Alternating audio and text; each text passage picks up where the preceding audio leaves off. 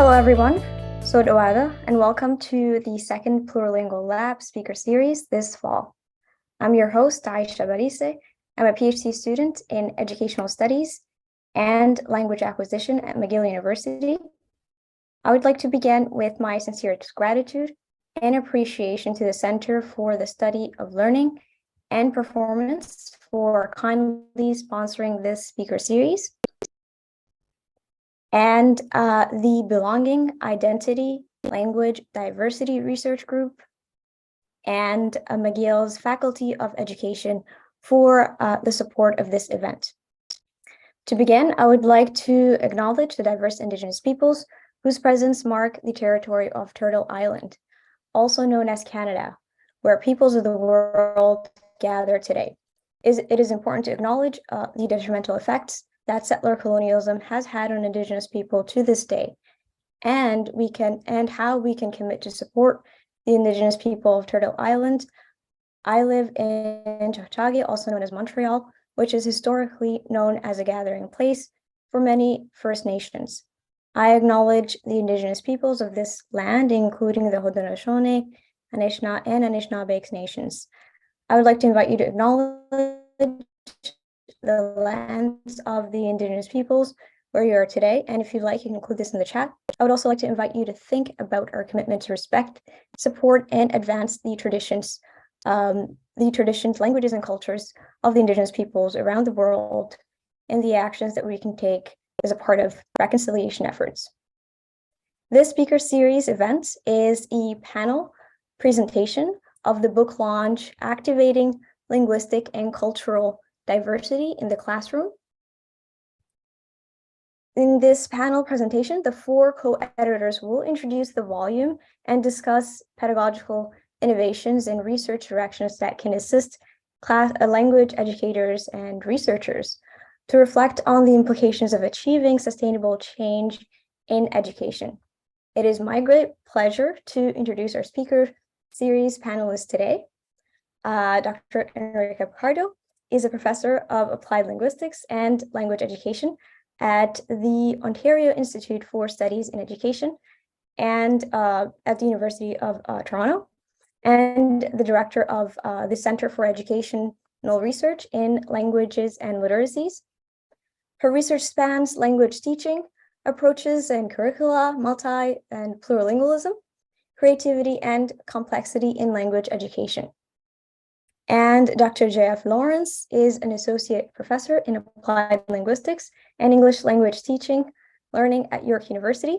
His research has examined teacher beliefs towards educational innovation, technology-mediated methodologies, and curriculum design in community-based language learning context, and the integration of plurilingual and intercultural teaching and learning in teacher education. And Dr. Eileen German Rutherford is a professor in the Faculty of Education at the University of Toronto. Her research interests include faculty development, second language pedagogy, speech technology, and the integration of active pedagogy in online learning practices.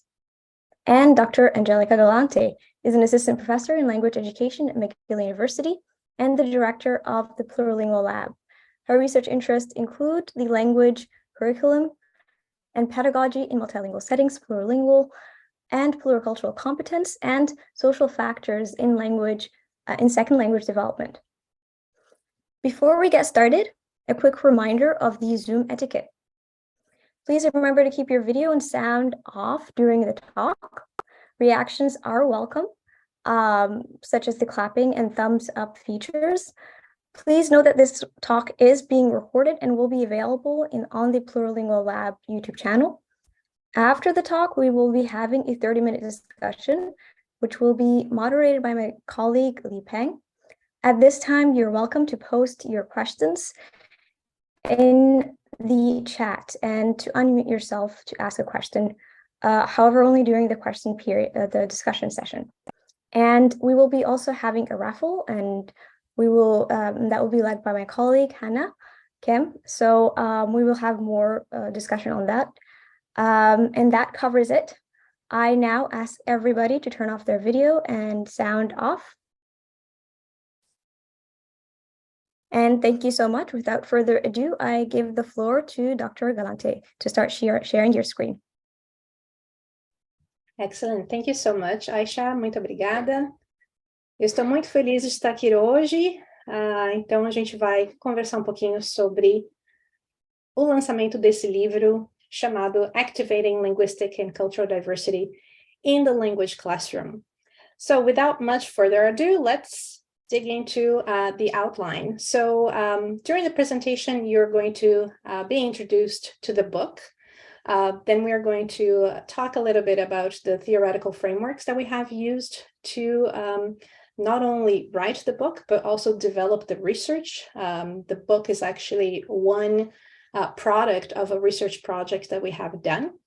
Plurilingualism, mediation, holistic and reflective teaching and learning, and delving into technology and e-portfolios with some more practical examples.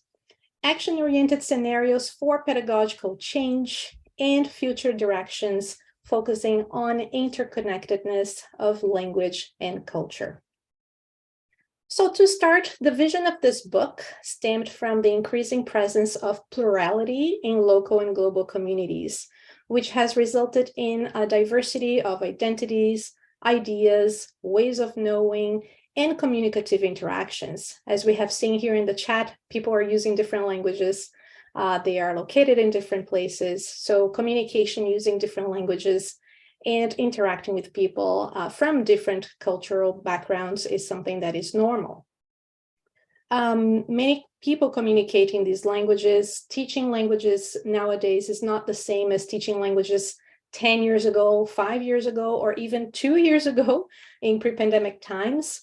So the world has introduced new technologies. Important social and grassroots movements have challenged the status quo, and they continue to push for a more equitable world in terms of language, race, culture, and gender, for example. Now, there is a problem, of course, which is while these places are becoming more increasingly diverse, language curricula and pedagogies are lagging behind. So they continue to be marked by entrenched social inequalities along racial, linguistic, and cultural, ethnocultural lines. The nature of increasingly pluralistic society decisively foregrounds the need for linguistically and culturally relevant education, which is the main focus of the project that we developed, which resulted in this book. But we know that effective change is not easy in a field that remains largely rooted in views of monolingualism, native speakerism, the theory of maximum exposure, the subtractive principle, which all contribute to wide-scale exclusion of languages other than the target language of instruction. So these views underline the enduring monolingual frameworks that traditionally envision language as separate entities to be protected from cross-linguistic contamination and acquire to native levels of proficiency. So they also inform the treatment of culture in education, which predominantly manifests itself as superficial, for example, discussions of food or folklore, festivals, which are more a tokenism rather than embracing deeper layers of dynamic and cultural identity, learning from differences, different viewpoints, and expanding a diversity of worldviews. So this book has 25 authors. We all worked together in this project called LinkDear, and you can access more information in this website, linkdear.org. All of us came from different backgrounds. We conducted research in different contexts, including North America, South America, Europe, Asia, and we all speak different languages. So we needed to identify really what language education meant for people like us who are diverse, who are in diverse contexts using different languages. So one that more fully aligned with the types of multilingual, multicultural social realities that we had been operating in, where individuals from diverse backgrounds use linguistic, cultural, and other semiotic resources to communicate and make sense of the world. It's important to mention that this project was funded by the Social Sciences and Humanities Research Council of Canada, with Enrica Picardo as the PI, the principal investigator of the project. All right, but talking about diversity is something, everybody talks about diversity, but what does diversity really mean? We recognize that, this term is very commonly used in educational, political, social discourse to the point that it has lost its meaning. One of the common discourses is that the presence alone of plurality can foster the development of exchange of linguistic, cultural, interpersonal knowledge, but we know that this is unrealistic and inaccurate. For example, in Canada is infamous for adopting a bilingual framework, sometimes, depending on the province, a monolingual policy within a multicultural society. So even, bilingualism within multiculturalism doesn't really make sense. So there exists linguistic and cultural diversity in Canada and in other countries, but this lack of interconnection or separation of languages and cultures is what is worrying to us, because it can lead to loss of diversity, including diversity among heritage language speakers, Indigenous language speakers, and even speakers of official language that may experience minoritization in different parts of the country and also the world. So throughout this book, we have 11 chapters. There is a great balance between theory and practice. We did research in different language classrooms, in different language contexts, with one main goal, which was pedagogical innovation in each of these contexts. So you will notice that the research that we have developed include 13 sites in 4 different countries, 10 languages, and the languages are listed here, and these languages may have different statuses depending on the context. Different language programs, over 250 student and teacher participants from these different language programs. And the project lasted for 5 years. So we were much younger than we are now, but we were able to develop this wonderful project for this time of 5 years, which was great. So you notice too that this book is a representation of the project that we have conducted with teachers and students. So we did empirical research. We collaborated between teachers and researchers. We did professional development with teachers, workshops, collaborative hands-on sessions. The pedagogy that the teachers were creating was designed, of course, facilitated by us, but it was bottom up. It emerged within their own contexts. So the pedagogy, even though we kind of have like an underlying agreement with languages and cultures in the classroom, it was unique in each context as well. And the data generated through the students' artifacts, teachers, teacher interviews, and classroom observations, we analyzed the data, and part of the results are also in one of the chapters in the book. To give you a very brief overview, there are 4 main pillars of this project. So one of them is an action-oriented approach, which Enrica Picardo will talk a little bit more about that. Holistic reflections, and Aline will talk a little bit about that. Plurilingualism and technology, and Jeff would talk a little bit about the technology and also how we enacted this pedagogical change with the teachers in the language classroom. I'm going to pass it on now to Enrica, who will talk about the theoretical framework used in this book. Thank you, Angelica. And I'm very, very pleased to be here with you after the kind of conclusion of this challenging but really inspiring project. And let's start with plurilingualism, because it connects immediately to what Angelica has explained. Over the recent decades, awareness has increased of the consequences of a perduring monolingual disposition something that already many years ago Gogolin named a monolingual habitus, and this consequences on our way of representing individual and social realities and of teaching languages. But over the year, there has been a movement towards first to recognize, towards some form of recognizing and embracing complexity, although it has been slow. First, there was a focus on bilingualism, followed by the opening of more than one languages, and seeing that this was distinct in some way, so it required their own recognition of the specificities of more than two languages. But then to the big shift represented by naming two different visions of linguistic diversity with two different names, two different terms. Multilingualism, that stresses more the addition, the fact that languages are side by side, the way we unfortunately see very often in some cities like Toronto, where I am, to plurilingualism, where the focus is precisely on interconnectedness, as Angelica before stressed, and the idea that there is by nature an interconnectedness of all the languages, and this complex and dynamic perspective that plurilingualism brings forward naturally embraces the other dimension, the cultural one, with pluriculturalism.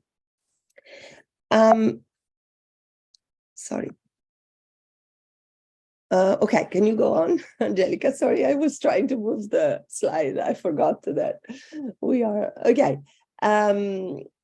With the plurilingualism, the choice of distinguishing the two terms, multilingualism and plurilingualism, is not a trivial or insignificant one, because having a term like plurilingualism immediately convey the semantically distinct view of linguistic diversity. And thus plurilingualism per se is dynamic, flexible, and automatically conveys the idea of cultures because it's inseparable from pluriculturalism. Plurilingualism validates the uneven and partial and connected language competencies. It validates actually even the tiniest competencies in one language. It values our being and doing in and with languages, and it values that as a temporary state in a constantly evolving complex system, as Larsen-Freeman explained in her work.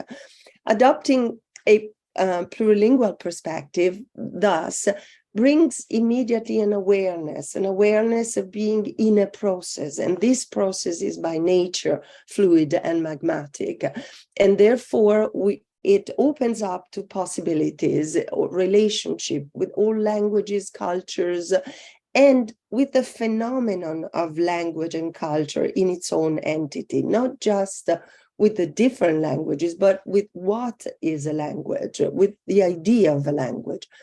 It enables a better perception of the fact that all boundaries have big limitations and have basically imposed the limitations even on our mental categories.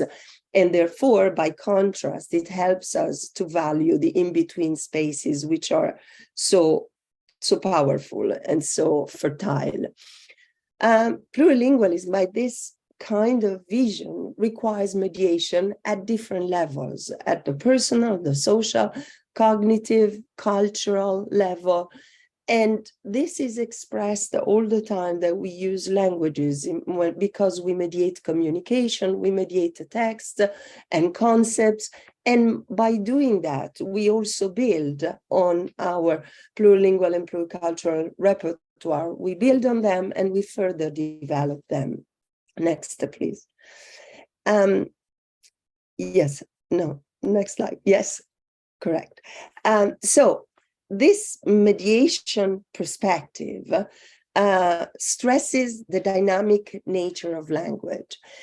The idea that language is something we do and we do together, and it emerges from a complex web of actions. So language is an activity, is a social and collaborative activity. So we should think of language more as a verb to language rather than a word, the language, no? And so the increasing common use of the word languaging in English helps us think in these terms. The moment we think of language as an activity, we see we need to think of social agents that mediate to support collaboration, meaning making, understanding, thinking, and acting in the language itself. And what they do is they do all that by being exposed to affordances.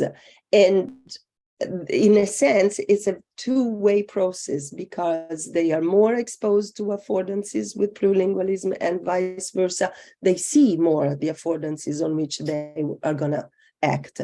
So learning, as Van Leer already reminded us, happens through perception in action, like noticing and capitalizing on the different affordances. If we get into a plurilingual perspective, we enlarge the idea of languaging because we stress the possibility of a dynamic use of all the different linguistic and semiotic resources that we have. Next slide. So, mediated and strategic learning. Well, in this perspective, if we go to the practical level, we see learners as social agents that collaborate to construct meaning in real life tasks, as we will see later, and they exert their agency, building on the affordances. They employ strategically all the resources available to them, and these resources are not just the linguistic resources. They have linguistic and non-linguistic resources, and they employ different languages and different codes to solve problems, to accomplish a mission, which usually is not focused directly on the language. And therefore, the learning process is cyclical, iterative, and implies reflection and metalinguistic awareness. And my colleague Aline is going to explain more this last point. Thank you.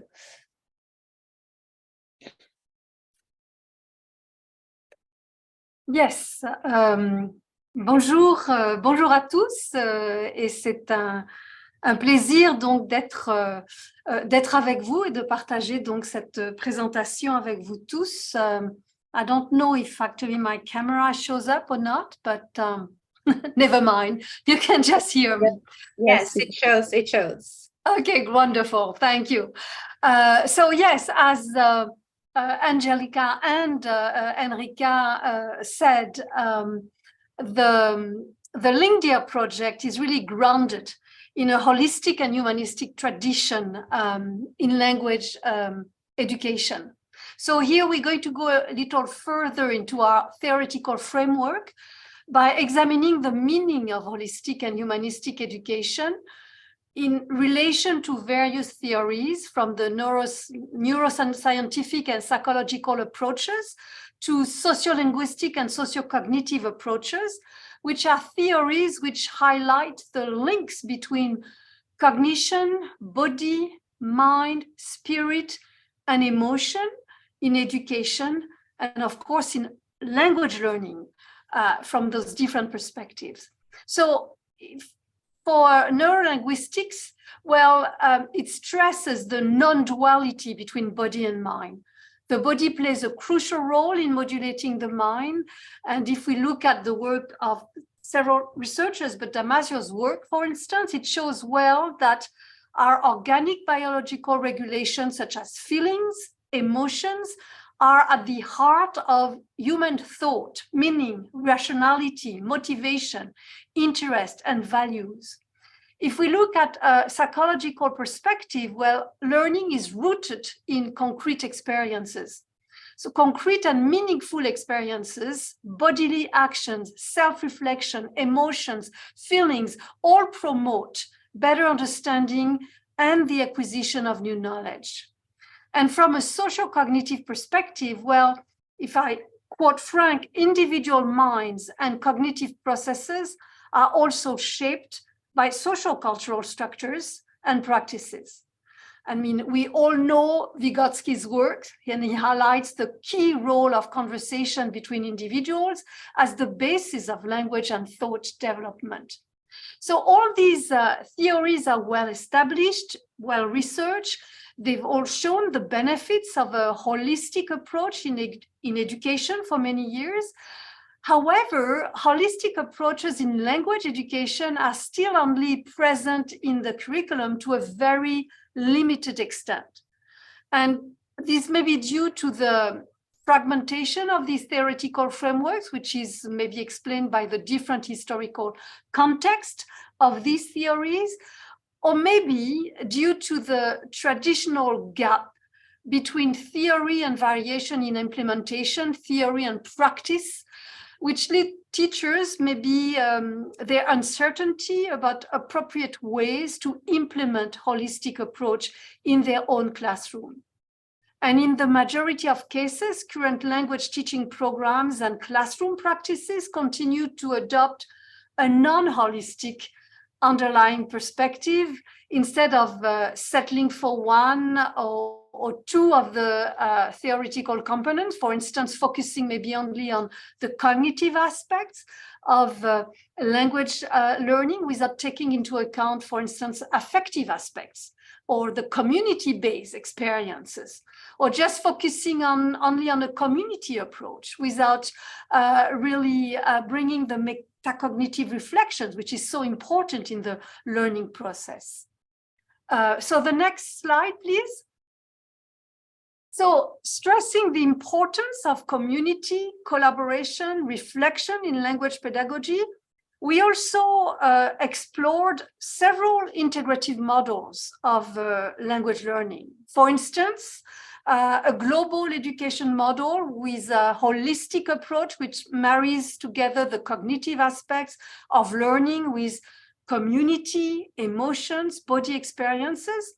So this model, this global education model, considers how global perspectives can permeate all aspects of education in curriculum subjects through project-based learning activities in order to engage students in global issues, prepare them to become global citizens. Another model, a more complex, systemic, sustainable educational model, is an interdisciplinary ecological approach oriented towards the future and where students working on collaborative projects are linking knowledge, understanding, skills, values, attitudes. Another model, a community or place-based approach where learning is grounded in the particular attributes of a place, and learning within a community is multi-generational, multicultural, project-based, collaborative, and reflective. Next slides, please. So this reflection led us, this reflection on holistic approach to education led us to one of the essential pillars of the LINGDEAR project, namely the humanistic and holistic perspectives of indigenous epistemology. And as John Miller and his co-authors say in their book on holistic education in 2019, Indigenous people are the first holistic educators who see the interconnectedness of life as the web of life. So all things, material and spiritual, are interconnected and interdependent in a circular model of nature's cycles. Indigenous ways of knowing believe that learning occurs through our relationship with our community, our emotions, and our bodies as well.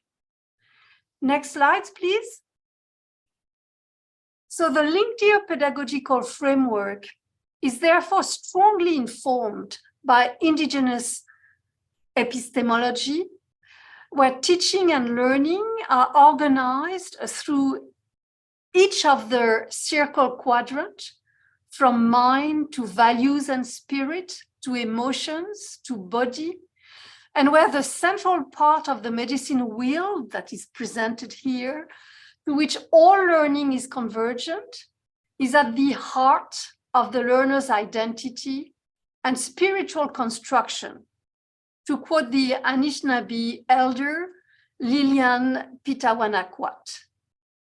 And as you will see in the next part of the presentation with Jeff, the design and the architecture of the whole project, but also of the LingDear portfolio that Jeff is going to present, is entirely based on the holistic and inclusive Indigenous framework. Thank you. And to you, Jeff. Thank you, Aline. Next slide, please. One of the key components of the LingDear project that's detailed in this book is LIGHT, and this is language integration through ePortfolio, and it's the innovative ePortfolio learning system that's become such a cornerstone in the project and offers such promise in plurilingual action-oriented language teaching and learning. Next slide.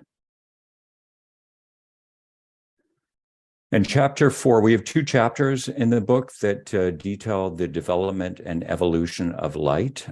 Chapter 4 details the methodical development of the tool and the environment from the initial vision, because we thought originally that we could use and adapt a ready-made portfolio tool to support this unique vision of plurilingual language teaching and learning.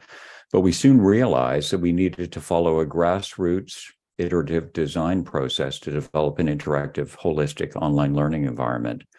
So the LIGHT environment is designed around 5 key areas: plurilingualism, Indigenous epistemologies, action-oriented tasks, mediation, and teacher and student agency. The system supports work structured around a series of authentic, community-based, action-oriented scenarios that Enrique will be talking about in a moment that leverage students' linguistic resources in collaborative work. And this results in a reflective approach to learning that builds autonomy, metacognitive awareness, and a sense of pride. Next slide. So chapter 5 details the current affordances and design of LIGHT that have been informed by ongoing design-based research.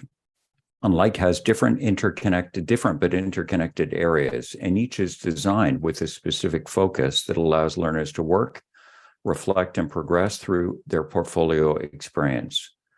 The environment's been designed to operate within a plurilingual user interface and languages that include French, English, Ojibwe, Italian, and German.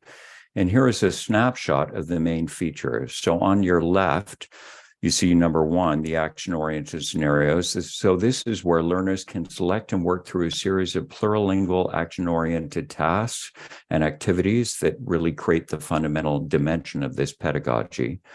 My plurilingual journey in the center is an area that encourages on the site learners to begin to reflect on their language learning journeys, their evolving identities, and their plurilingual and pluricultural awareness and learning.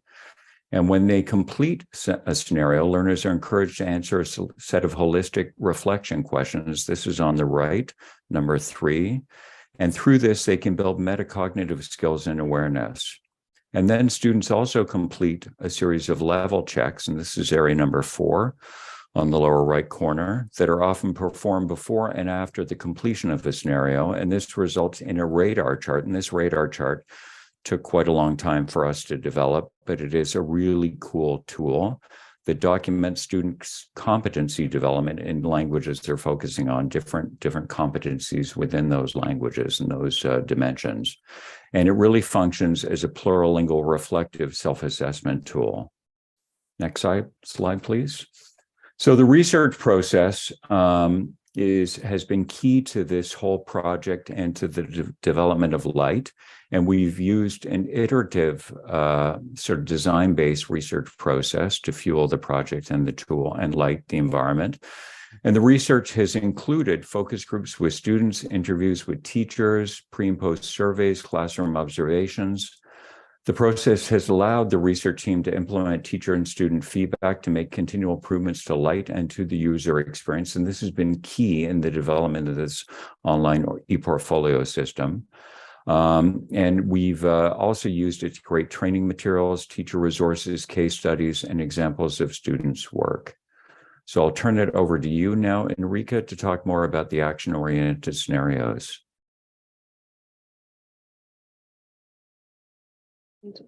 Yes, thank you, Jeff. Okay, next slide. So in the book, we have 2 chapters about the scenarios. One chapter refers the process that was followed in the creation of the scenario template. In this design-based research that we used as a methodology in the project, we never created something and imposed or even sent out to the teachers. We created with the practitioners, with the teachers, in an iterative process where we had ideas, we sat together, and then we tried out and we developed. And of course, scenarios are quite a big chunk. They are like projects, so they require guidance and they require a template. I reproduced the part of one title of one of the chapters, Scenarios for Learning and Scenario as Learning, because it was a process of learning for all of us in creating something that was meant to help students to learn the language. So the template helps the teacher, we can say, because we have seen several teachers using it now within the project and after it. It helps them to plan on a longer period of time. I've talked about a module. A scenario can't be done in 1 or 2 hours. It requires a longer period of time. This was a challenge, but it was at the same time so liberating for teachers to be able to plan over a longer period of time and plan in a backward design. So having in mind what they wanted the students to achieve at the end of the scenario of the module. Considering all the aspects of the learning process and the conditions and constraints, because we all live within conditions and constraints, and each of these scenarios was never used twice exactly in the same way, because conditions and constraints are different. But if you have a template, you can use something differently without losing your sight of what you want to do.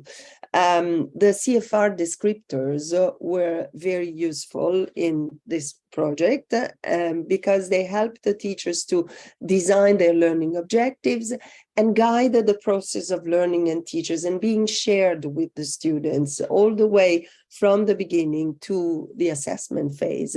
And that's why they help to link objectives to assessment and self-assessment from the beginning. Next slide, please. So the other chapter on scenario is on the implementation on scenarios, of scenarios in classes. And there are reports on how it worked and how it was received by the students and how it was experienced by the teachers. The shift was really going from learning about a language to living a language, to what we said at the beginning, language being action. And in fact, the characteristics were that the course became so student-centered, with learners really being real social agents.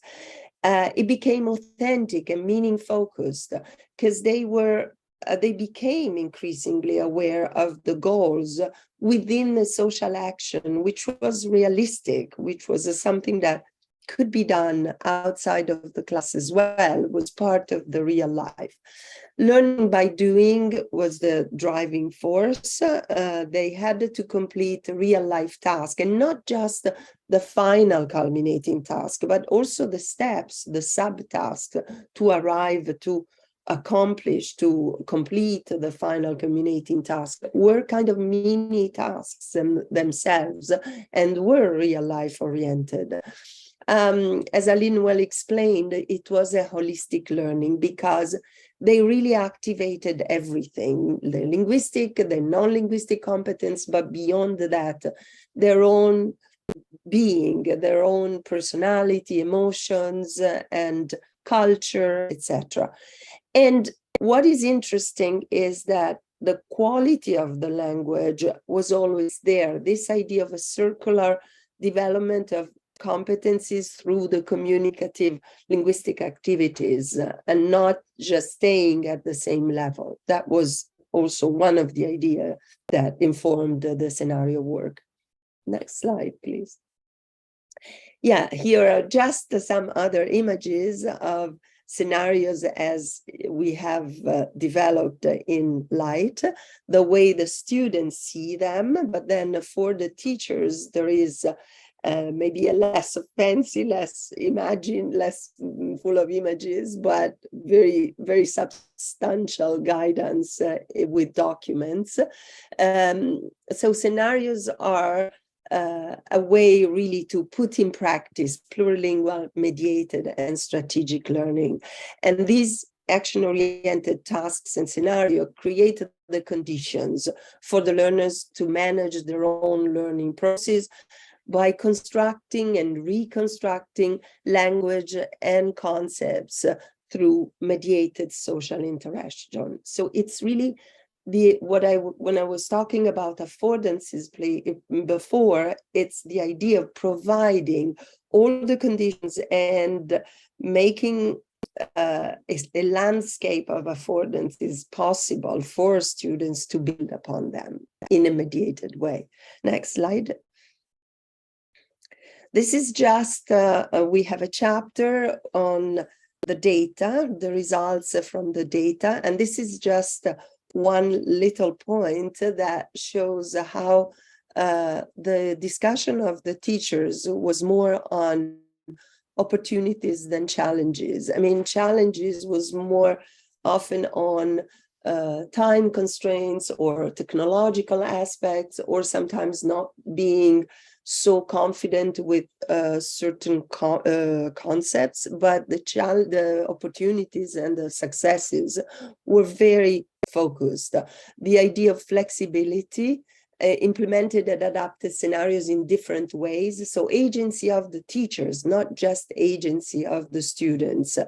They used the suggested templates, as I said, but they changed.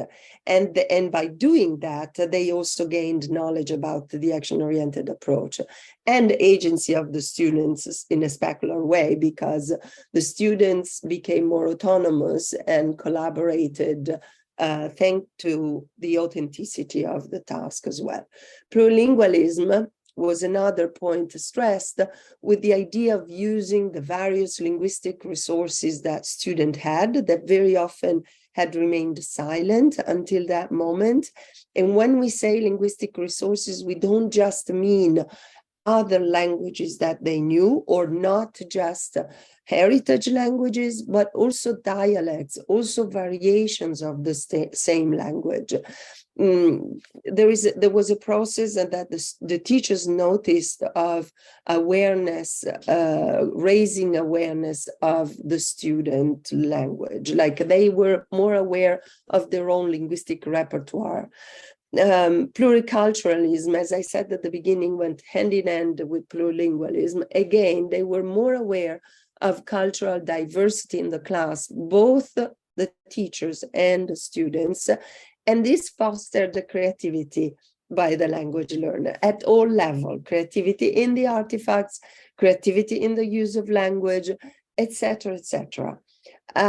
Creativity in their own, the way they position themselves vis-a-vis the learning process. And Light the tool that Jeff has explained, which is the core of the project, had the potential that it has. So the use of functionality, the appreciation of the social and collaborative aspect of the tool, and at the same time, the possibility of self-assessment. And I think it goes back to Angelica. I think this is my last. Yes. Yes, thank you so much, Enrica. Oops. Okay, wow, such a rich project. Now we're going to talk a little bit about future directions, mainly in two areas, in language teaching and learning, and also in research, because the project was a learning curve for all of us, including teachers, learners, but researchers as well.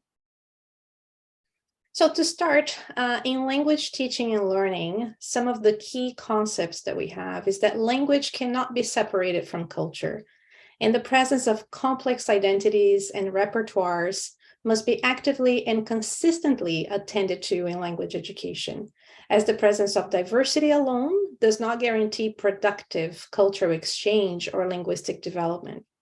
So instead, language learning must be conceptualized as an iterative and never-ending process, because we never reach the top, and we're always learning languages, but we are always learning about cultures, about dialects, and different ways of using language. It was much like the dynamic nature of the project itself that is described in this book, which was cyclical, iterative, and never-ending as well. We continue to make changes as we go by. Innovation in language education requires working actively and critically with assumptions, tensions, diverse worldviews of language, culture, knowledge, and education. This type of innovation, if we don't have these dialogues about differences, similarities, differences, but if we don't have these dialogues and we don't engage in discussions, we don't activate linguistic and cultural diversity as we see it, not necessarily the presence of languages and cultures, but if we don't use these presence as affordances, we don't take this to the next level. And that's exactly what we were interested in this project. The concept of emergence, of course, is a very important one in innovation in language education. Languages, just like cultures, are not entities which exist independently of the users of these languages. Instead, they emerge from the very use of language. Individual agency needs to be supported, together with the ability of students, for example, to perceive the affordances as invitations to act. If the students do not perceive these affordances, they will not act, and then learning does not take place. Students need to see this complexity not as an obstacle, but rather as an opportunity to further expand this repertoire. And this is something very important, because sometimes we see complexity as things that are complicated, and then we shy away from it. And instead, we see complexity as an opportunity for learning. And in terms of research, of course, it was this emerging grassroots collaboration that was grounded in real-world educational practice and theories, that was driven by highly diverse perspectives, even amongst ourselves. We were 25 people working together with over 250 teachers and students. So you can imagine how much diversity we were engaging in.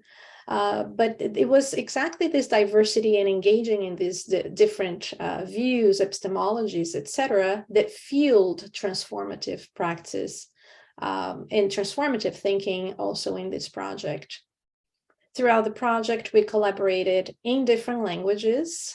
We carried out meetings in different languages. We worked together with people who were using different languages. So we were practicing really what we preach.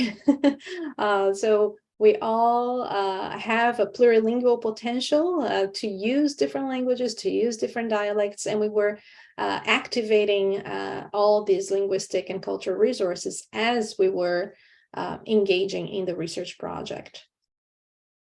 The affordances of a design-based approach allowed us for a critically reflective research methodology to examine and facilitate innovation in practice, because it was cyclical. So we were able to go back to a certain point and do it again, and then go back and do it again. So it was this continuous process that really helped us to facilitate innovation. This collaboration between researchers, teachers, and learners also drove change, but the change did not happen from one day to the next. Of course, change took a little bit of time to take place. And we were lucky to have 5 years in this project. Not that change took 5 years to happen, but we had 5 years to actually engage in this process of change. Embodying an adaptive, recursive, and iterative process also helped us to critically engage with new perspectives. So we as researchers, we were learning from different perspectives, different theoretical frameworks, different approaches, which helped us enrich also our own repertoire in terms of research design. Teachers and researchers were working together to enact curricular innovation. So it's not that we provided training to teachers and teachers went there and did it, et voila. We were working together with them. They were designing the tasks themselves according to the needs of their classes, according to the needs of their students, according to the language that they were teaching. So it was something that we also had to take into consideration where they were, the context. It was very situated. And of course, teachers were activating their agency in doing this project.